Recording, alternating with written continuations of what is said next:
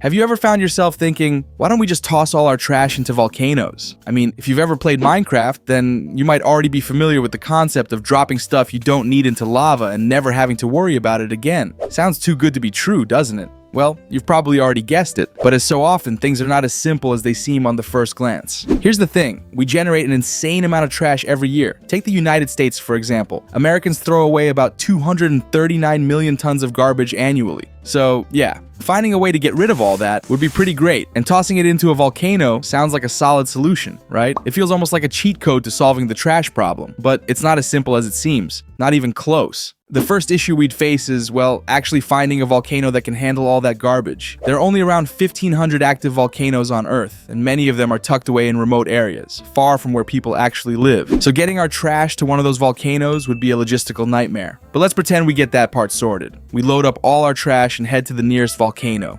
What's next? Well, not all volcanoes are created equal. You'd need a very specific kind to even think about this idea. What we're looking for is a shield volcano. These are the ones with those iconic lava lakes and slow, steady eruptions. The problem is, shield volcanoes are relatively rare. But for the sake of this thought experiment, let's assume we somehow managed to find ourselves a nice, docile shield volcano. You'd think the hardest part is over, right? But nope. If you're one of the brave souls tasked with delivering the trash to the volcano, get ready for some serious danger. The environment around a volcano is no joke. Poisonous gases, flying rocks, and boiling hot lava. It's the kind of place you don't want to be hauling a truckload of trash. And when it's time to dump it in, let's just say things get a bit tricky.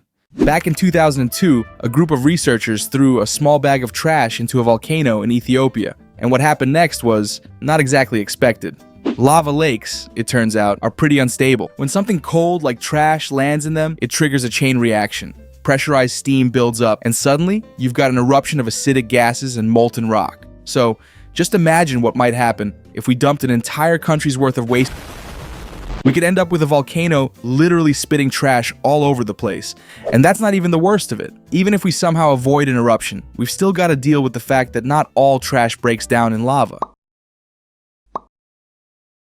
Metals and other materials might just sit in the lava, only to be blasted out later on. Plus, let's not forget that burning trash releases a ton of harmful pollutants into the atmosphere. So instead of solving the trash problem, we might just make the pollution crisis a whole lot worse. And shipping all this trash to remote volcanoes? Yeah, that's going to generate a massive carbon footprint. The emissions from hauling trash across countries would pretty much defeat the purpose of trying to reduce waste in the first place.